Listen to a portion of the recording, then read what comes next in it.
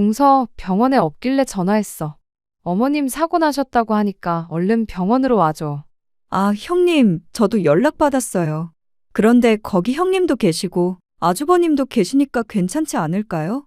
저희 내일 출국 날이라 짐 싸는데 바빠서 못 갈 것 같아요. 내일 여행 가는 거 아는데.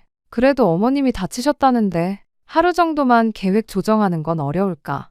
형님, 이런 말씀까진 안 드리려고 했는데 형님이야 친정 부모님 없으시니까 어머님이 특별하실 수 있어도 저는 좀 다르거든요. 어머님이 저한텐 남이에요.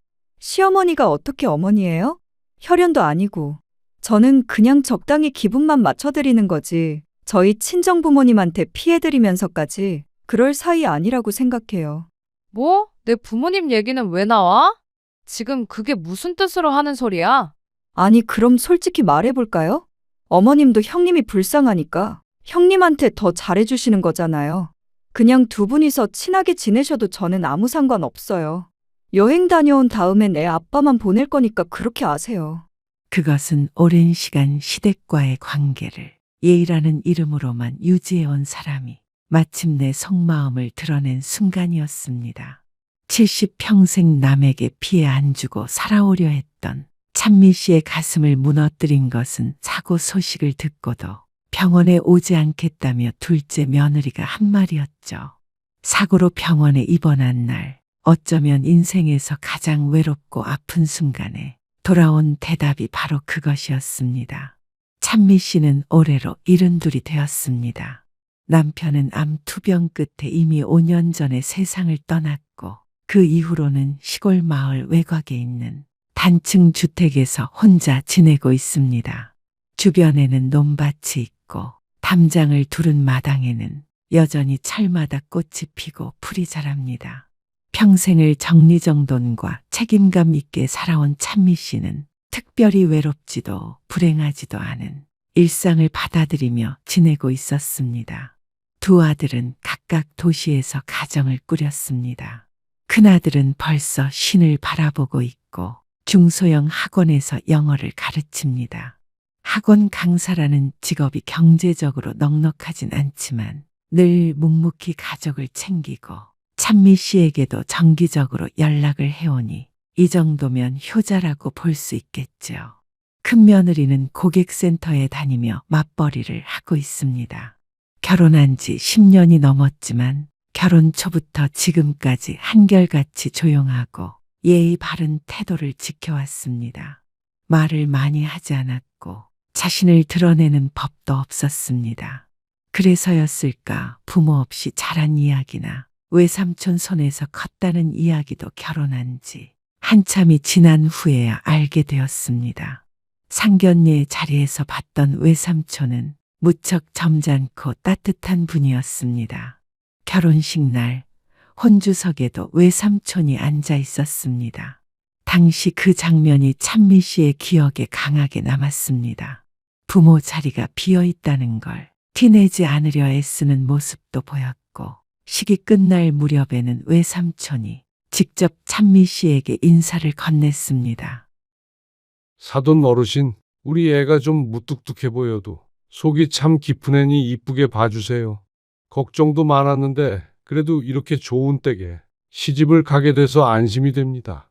고맙습니다. 우리 아들도 조용한 편이라 둘이 잘 맞춰 살겠지요. 서로 마음만 잘 쓰면 큰 문제야 없을 겁니다. 예, 가족의 아픔이 많은 족한데 이제라도 좋은 분들 만나 새 식구가 생긴다 생각하니 마음이 좀 놓입니다. 그 말을 들었을 때 찬미 씨는 속으로 생각했습니다. 아픔을 견디며 자란 아이구나. 그래도 그렇게 좋은 외삼촌 밑에서 자랐으니 이제 초등학교 3학년이 된 손주도 어디서든 이쁨 받는 아이로 잘 키워낸 것이겠죠. 둘째 아들은 IT 업계에서 일하며 빠듯하게 돌아가는 개발자 일정을 소화하고 있습니다. 외부 프로젝트를 여러 개 맡고 있어서 수입은 꽤 많은 편이니 시간을 희생의 돈으로 바꾸는 게 아닌가 싶습니다. 둘째 며느리는 전업주부로 살고 있지만 친정이 꽤 부유한 편이라서 집안일 대부분은 가사도우미를 쓰고 아이 교육은 유치원에 전적으로 맡기는 방식이었습니다.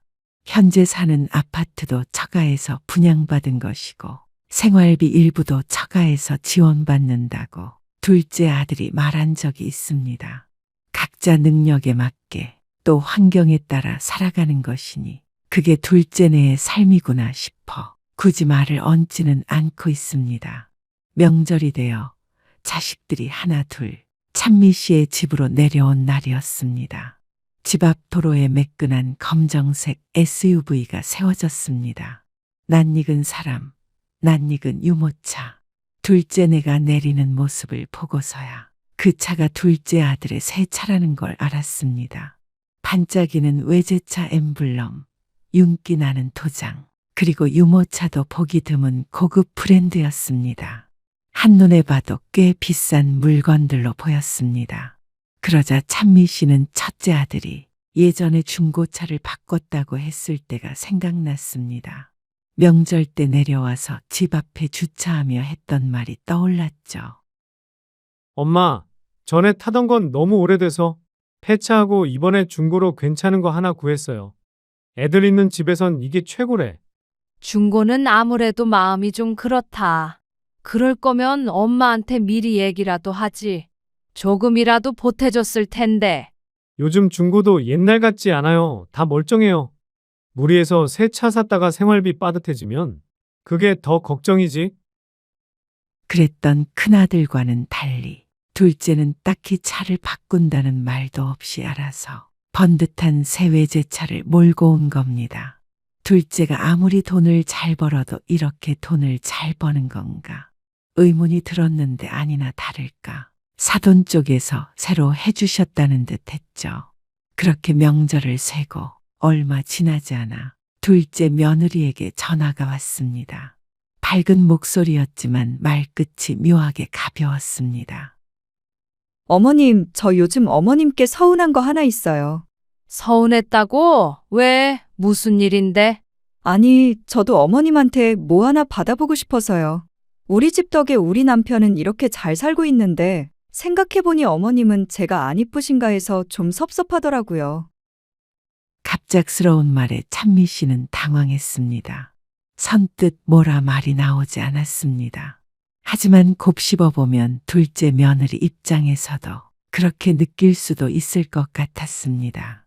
둘째 아들이 처가한테 뭐 받았다고 자랑하는 걸 한두 번 들은 것도 아니고 처가 덕에 편하게 살고 있는 부분이 분명 많긴 할 테니까요.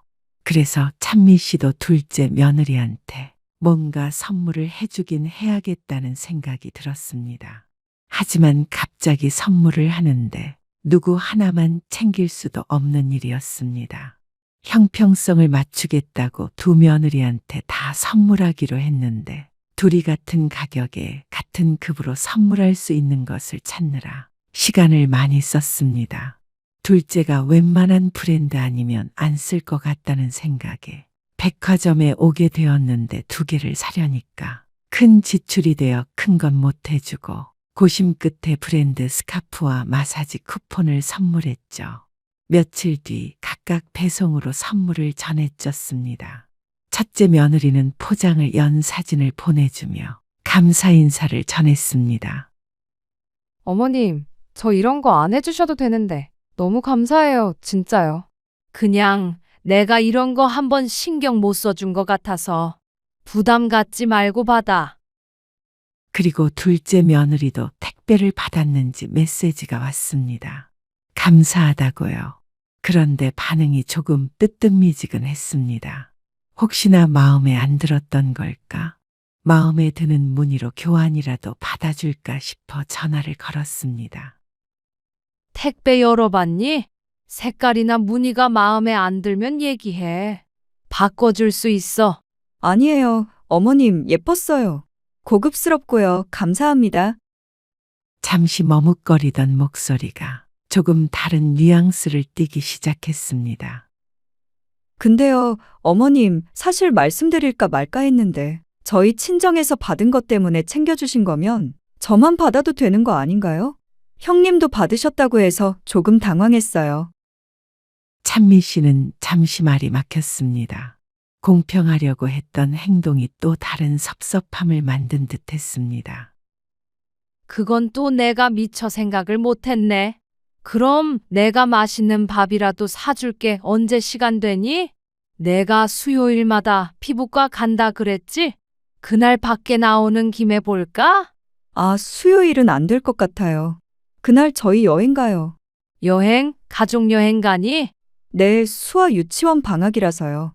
저희 친정 식구들이랑 같이 가기로 했어요. 엄마 아빠가 내주신다고 해서요. 여행 이야기는 둘째 아들한테도 들은 적이 없었기 때문에 당황스러웠지만 찬미 씨는 애써 평정심을 유지했습니다. 방금 전까지 서운함을 토로하던 며느리였다 보니 또 사돈 쪽에서 다 준비한 여행의 말을 얹었다간 큰일이 날 것 같았죠.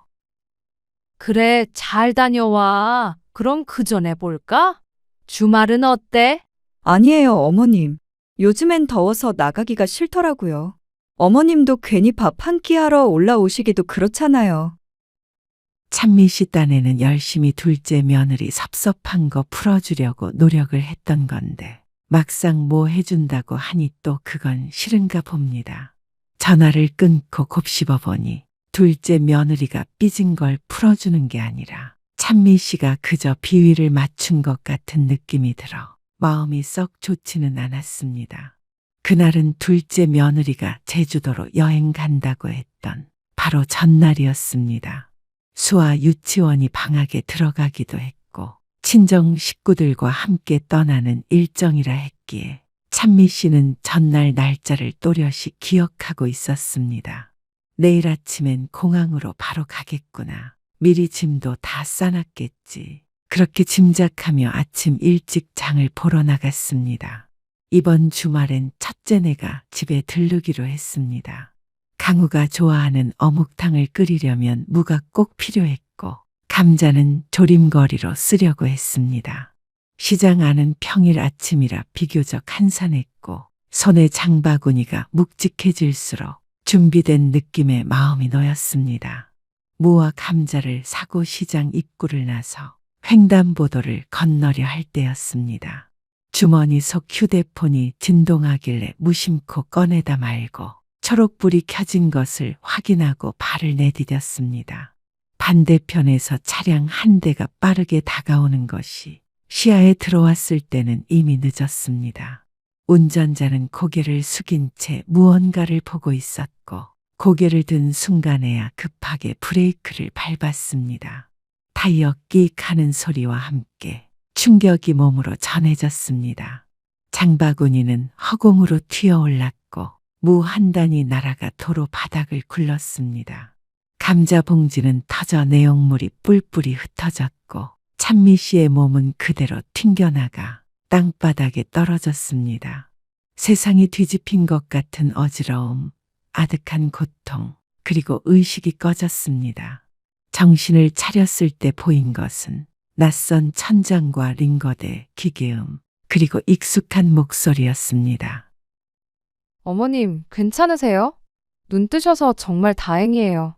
많이 놀라셨죠? 일어나지 말고 들으세요. 의식 돌아오고 나면 금방 안정되신다고 했으니까 너무 걱정 마시고요. CT도 찍었는데 다행히 머리는 괜찮대요. 골절 몇 군데가 심해서 입원은 좀 오래 해야 할 것 같아요. 병실 안에는 세면도구, 수건, 보온병, 물티슈, 미음 같은 것들이 가지런히 놓여 있었습니다. 급히 챙겨왔을 텐데도 흐트러짐 없는 정돈이 눈에 들어왔습니다. 찬미 씨는 깁스한 손으로 천천히 얼굴을 문질렀습니다. 몸 이곳저곳이 욱신거렸지만 그보다 더 와닿는 건 바로 곁에서 정성스레 병간호를 해주는 첫째 부부의 모습이었습니다. 첫째 며느리는 물수건으로 찬미 씨의 입가를 닦으며 말했습니다. 어제 전화 받고 얼마나 놀랐는지 몰라요. 처음엔 보이스피싱인 줄 알았어요. 엄마, 병원비랑 이런 건 다 걱정하지 마. 강우 엄마랑 나랑 교대로 올 테니까 불편한 거 있으면 바로 말하고. 집에 가셔도 당분간은 우리가 왔다 갔다 할 거야. 찬미 씨의 이마를 짚던 첫째 며느리 손끝이 떨리고 있었고 첫째 아들은 간호사에게 자주 불러 필요한 것을 챙기고 있었습니다. 조금 지나 협탁 위에 놓인 휴대폰을 확인했습니다. 아들의 도움을 받아 핸드폰을 보는데 둘째 아들과 며느리에게서 도착한 메시지가 떴습니다. 엄마, 사고 소식 들었어요. 너무 놀랐어요. 지금 짐 싸고 있어서 돌아간 다음에나 찾아뵐 것 같아요. 비행기 내려서 도착하면 전화 드릴게요. 어머님, 크게 다치셨다던데 진짜 걱정이에요. 새벽에 비행기라 지금은 못 가지만 다녀와서 꼭 뵐게요. 무리하지 마세요. 섭섭하다는 감정이 들지 않은 것은 아니었습니다. 하지만 다행히 사고가 크진 않았고 이미 밤이 깊은 시간이기도 했습니다. 다음 날 새벽이면 여행을 떠난다던 일정도 알고 있었기에 둘째네가 오기 힘든 상황이라는 것도 이해하지 못할 건 아니었죠. 하지만 그렇게 생각할 수 있는 것도 다 첫째 아들 부부 덕분이었을 겁니다. 사고 자체가 충격이긴 했지만 정신이 돌아오자마자 병상 옆에 있어주는 사람의 존재가 크게 느껴졌습니다. 두 사람 덕에 병실 안 공기가 고요하고도 따뜻했습니다. 찬미 씨가 입원한 지 나흘째 되는 날이었습니다. 둘째 아들과 며느리가 여행에서 돌아왔고 드디어 찬미 씨 병문안을 왔습니다. 병실 문이 열리는 소리에 고개를 돌리자 둘째가 조심스레 들어섰고 그 뒤로 밝은 얼굴에 며느리가 뒤따랐습니다. 처음 눈 뜬 날은 분명 섭섭하긴 했지만 그래도 오랜만에 보는 둘째네가 반가워서 찬미 씨도 웃으며 인사를 했습니다. 엄마, 많이 아파? 와, 뉴스처럼 갑자기 그런 사고가 나는구나. 어머님, 많이 놀라셨죠? 이렇게 크게 다치신 줄 몰랐어요. 첫째 며느리는 둘째 며느리의 인사에 정면으로 시선을 맞췄습니다. 입가에 억지로 지은 듯한 웃음을 띠더니 조용히 입을 열었습니다. 여행 다녀오자마자 오시느라 고생 많으셨네요. 재밌으셨어요? 찬미 씨는 첫째 며느리의 날선 말투에 순간 깜짝 놀랐습니다. 첫째 며느리가 저렇게 말하는 건 처음 보는 일이었기 때문입니다. 둘째 며느리는 애써 웃으며 고개를 끄덕였고 첫째 며느리는 곧바로 자리에서 일어나 컵을 정리하며 병실 밖으로 나갔습니다.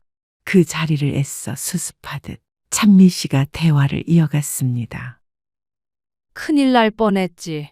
그래도 뼈만 부러졌지. 머리는 괜찮다니까 얼마나 다행이니? 둘째 며느리는 병상 옆 의자에 앉으며 말을 이어갔습니다. 어머님, 사실 이번 여행 때문에 일이 좀 생겼어요. 친정 쪽이랑 크게 다퉜거든요. 여행 일정 꼬이고 돈 문제도 겹쳐서 친정 부모님이 완전 기분 상하셔서 이제 수아 안 봐주신대요. 찬미 씨는 아무 말 없이 조용히 듣고 있었습니다. 그래서 당분간 제가 친정에 가서 부모님 비위를 맞춰드려야 할 것 같아서요. 그동안만 수아 좀 어머님께 부탁 좀 드리려고요. 정말 잠깐이에요. 수아 방학이라 갈 데도 없고요. 하루 종일 병실에서 놀게만 해주시면 돼요. 응, 그게 무슨 말이야. 내가 지금 이 상태로 어떻게 수아를 봐주니? 몸 멀쩡한 상태로도 힘들 텐데. 노트북도 챙겨드릴게요. 그걸로 온라인 수업 들을 수 있게 도와주시면 돼요.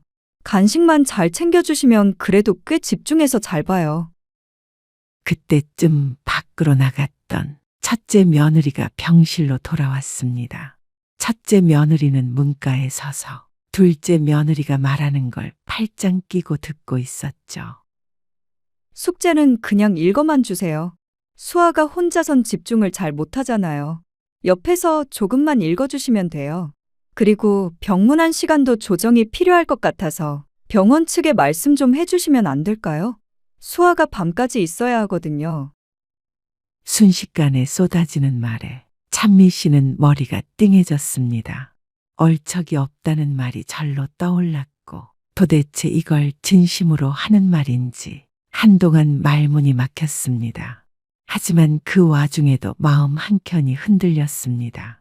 수아는 집중력이 약하고 예민한 아이라 일반적인 돌봄으로는 감당하기 어려운 아이였습니다. 그럼에도 그동안 사돈댁에서 손녀를 책임지고 봐준 덕에 찬미 씨도 마음 편히 지낼 수 있었던 시간이 분명 있었기 때문입니다. 생각할수록 사돈 쪽의 고생이 떠올랐고 그분들이 아니었으면 나도 벌써 여러 번 호출당했겠지라는 생각이 스쳤습니다. 그렇다고 해서 지금 몸도 제대로 못 가누는 자신이 병실에서 아이를 돌보는 게 옳은 일인지 쉽게 결정을 내릴 수는 없었습니다. 그때 첫째 며느리가 조용히 입을 열었습니다. 몸도 제대로 못 가누시는 분한테 아이를 맡기겠다는 발상을 어떻게 한 거야, 동서? 지금 어머님 사람 없으면 화장실 가는 것도 힘드신 상태야. 그런데 병실에서 아이랑 하루 종일 같이 있으라고? 수아는 동서도 혼자 보기 힘들어하면서 어쩜 이렇게 이기적이야. 형님, 저희도 사정이 있어서 그래요. 친정에서 그렇게 나올 줄 몰랐고, 지금 당장 도와줄 사람도 없잖아요. 그리고 그동안 저희 친정에서 얼마나 많이 도와주셨는데, 이거 하나 부탁을 못 드리나요? 그럼 어린이집이나 돌봄센터를 알아봐야지. 수아 같은 애도 맡아주는 곳으로. 어머님은 지금 입원 중이잖아. 병실에 애를 맡긴다는 게 말이 돼? 사정을 모르면 말을 아껴주세요. 그렇게 쉽게 얘기하지 마세요. 그럼 형님이 같이 봐주시면 되겠네요. 두 사람의 목소리가 점점 격해졌고 병실 안 공기가 순식간에 싸늘해졌습니다. 찬미 씨는 가뜩이나 말하기도 힘든데 큰 소리를 내서 두 사람을 말려야 했습니다. 그만들 해라. 싸우지들 말어. 얘 수아 엄마야. 내 형님 말처럼 병실에서 애 보는 게 쉬운 일이 아니잖아. 당장 확답 주긴 어렵고 생각 좀 해볼게. 오늘은 그냥 들어가 봐라. 네, 알겠어요. 그럼 내일 연락드릴게요. 찬미 씨는 며칠을 고민했습니다. 병실에 누워있는 동안에도 밤이 깊어지는 시간에도 수액줄을 바라보며 수아의 얼굴과 사돈댁의 지난 세월이 자꾸 떠올랐습니다. 이기적이라 느껴졌던 둘째 며느리의 부탁도 자꾸만 한쪽 마음을 잡아끌었습니다. 그러다 결국 마음을 굳혔습니다. 몸은 여전히 불편했지만 마음속 어딘가에 남아있던 빛 같은 감정이 그 결정을 만들었습니다. 누군가는 미련하다고 했겠지만 찬미 씨는 그렇게라도 마음의 짐을 덜고 싶었습니다. 그날 오후 찬미 씨는 핸드폰을 들어 둘째 며느리에게 전화를 걸었습니다. 수아 데리고 와. 내가 뭐 많이 해줄 수는 없어도 옆에 있게는 할 수 있으니까. 어머님 진짜요? 정말 감사해요. 내일 간식이랑 노트북 챙겨서 갈게요. 수아도 너무 좋아할 거예요. 통화가 끝나자마자 병실 구석에서 수건을 정리하고 있던 첫째 며느리가 조용히 손을 멈췄습니다. 그리고 찬미 씨 쪽을 돌아보며 천천히 입을 열었습니다. 어머님, 도대체 왜 그러세요? 동서는 그냥 어머님 이용하는 거잖아요. 그걸 모르세요. 첫째 며느리가 저번부터 많이 까칠한 상태였지만 찬미 씨는 가볍게 웃으며 대답했습니다. 나도 마음에 빚이 있잖니. 사돈댁에서 수아 키우느라 얼마나 고생 많이 하셨겠어. 내가 이만큼 편하게 있었던 것도 그분들 덕이고. 첫째 며느리는 찬미 씨의 말을 다 듣기도 전에 참지 못하고 목소리를 높였습니다. 저는 어머님 모시면서도 누구한테 생색 한 번 낸 적 없어요. 이게 정상이고요. 근데 어머님은 동서하는 짓들이 정말 다 괜찮으신 거예요? 그럼 저도 그렇게 할까요? 걔 진짜 웃기는 애예요, 어머님. 어머님이 그렇게 챙겨줄 만한 애 아니라고요. 갑작스러운 울분에 찬미 씨는 움찔하며 깜짝 놀랐습니다. 첫째 며느리가 이렇게까지 나를 세워 얘기하다니.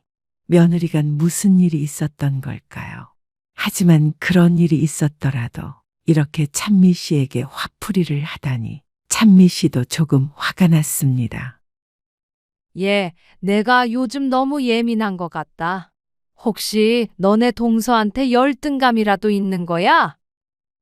찬미 씨도 말하고 나서 아차 싶었지만 말을 주워 담을 수는 없었습니다. 며느리는 찬미 씨의 말을 듣고 고개를 푹 숙이더니 이내 눈물을 뚝뚝 흘리더군요. 그러고는 가방을 열어 핸드폰을 꺼냈습니다. 손끝이 떨리는 듯 했지만 동작은 단호했습니다. 잠시 조작을 하더니 녹음 파일 하나를 틀었습니다. 어머니 사고 나신 날이요. 저도 처음엔 보이스피싱인 줄 알았다고 했잖아요. 병원 와서 보니까 동서도 없길래 모르는 번호라 안 받았나 해서 동서한테 전화했어요. 자동 저장된 통화예요. 녹음이 시작됐고 병실 안에는 기계음보다도 더 차가운 말들이 울려 퍼졌습니다. 동서 병원에 없길래 전화했어. 어머님 사고 나셨다고 하니까 얼른 병원으로 와줘. 아, 형님, 저도 연락받았어요. 그런데 거기 형님도 계시고 아주버님도 계시니까 괜찮지 않을까요? 저희 내일 출국 날이라 짐 싸는데 바빠서 못 갈 것 같아요. 내일 여행 가는 거 아는데. 그래도 어머님이 다치셨다는데 하루 정도만 계획 조정하는 건 어려울까? 형님, 이런 말씀까진 안 드리려고 했는데 형님이야 친정 부모님 없으시니까 어머님이 특별하실 수 있어도 저는 좀 다르거든요? 어머님이 저한텐 남이에요. 시어머니가 어떻게 어머니예요? 혈연도 아니고. 저는 그냥 적당히 기분만 맞춰드리는 거지. 저희 친정 부모님한테 피해드리면서까지 그럴 사이 아니라고 생각해요. 뭐, 내 부모님 얘기는 왜 나와? 지금 그게 무슨 뜻으로 하는 소리야? 아니, 그럼 솔직히 말해볼까요? 어머님도 형님이 불쌍하니까 형님한테 더 잘해주시는 거잖아요. 그냥 두 분이서 친하게 지내셔도 저는 아무 상관 없어요. 여행 다녀온 다음엔 애 아빠만 보낼 거니까 그렇게 아세요. 그렇게 전화가 끊겼는지 녹음도 끝났고 병실 안은 정적에 잠겼습니다. 찬미 씨는 한동안 아무 말도 할 수 없었습니다. 귀에서 둘째 며느리의 말투가 계속 맴돌았습니다. 그 말은 칼처럼 꽂혔습니다. 단 한 번도 의심하지 않았던 정에 대해서 그 모든 세심한 배려들이 상대에게는 그저 기분만 맞춰주는 관계였다는 사실에 입술이 달싹이지 않았습니다. 그 순간 찬미 씨는 마음속 무언가가 무너지는 소리를 들은 듯했습니다. 다음 날 아침 찬미 씨는 해가 뜨기도 전부터 눈을 떴습니다. 밤새 마음속에서 정리가 끝났습니다. 자신이 지금껏 붙잡고 있었던 형평성이라는 말, 좋은 시어머니라는 타이틀, 그것들이 결국 자신을 얼마나 억누르고 있었는지도요. 그날은 수액 맞는 팔이 유난히 묵직하게 느껴졌지만 마음만큼은 오랜만에 가벼웠습니다. 핸드폰을 들고 연락처를 눌렀습니다. 수화음이 2번 울리기도 전에 익숙한 밝은 목소리가 들려왔습니다. 어머님, 전화 주셨네요. 수아 오늘부터 계약 수업 시작이라 시간 딱 맞춰야 해서요. 그 전에 병원에 데려다 드릴게요. 수아는 데려오지 마라. 그리고 앞으로 나한테 애 맡길 생각하지 마라. 그냥 병원 치료나 받는데 집중할게. 어머님, 그게 무슨 무책임한 말씀이세요? 어제까진 도와주시기로 하셨잖아요. 그래, 어제까진 그랬지.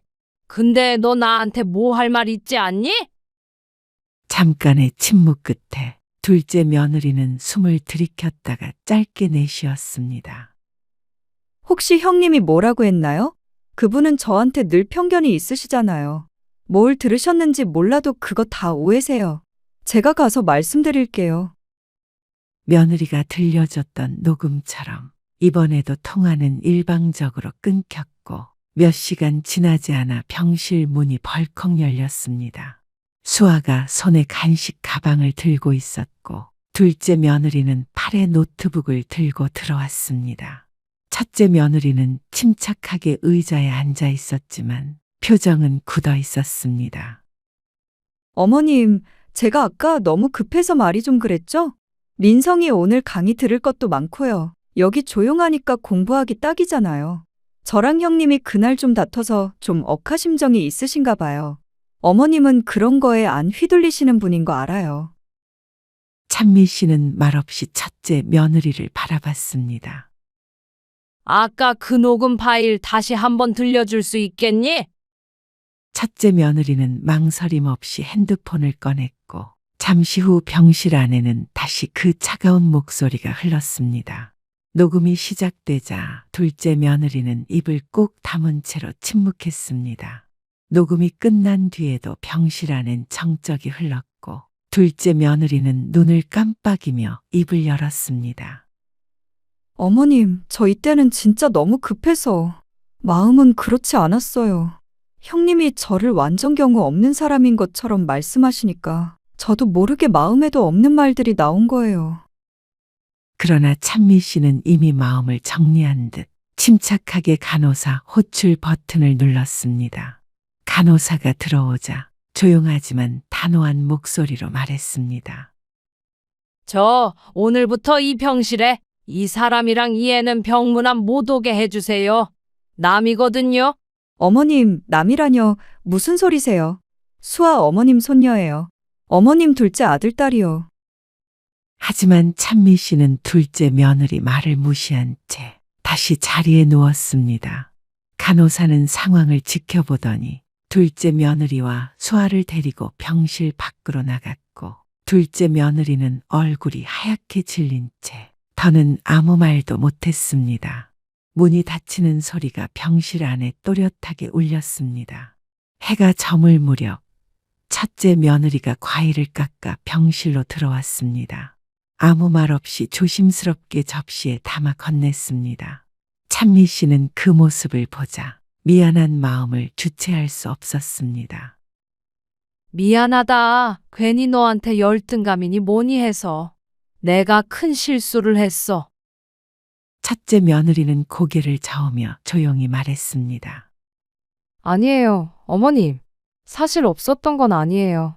동서 말이 틀린 것도 아니었고요.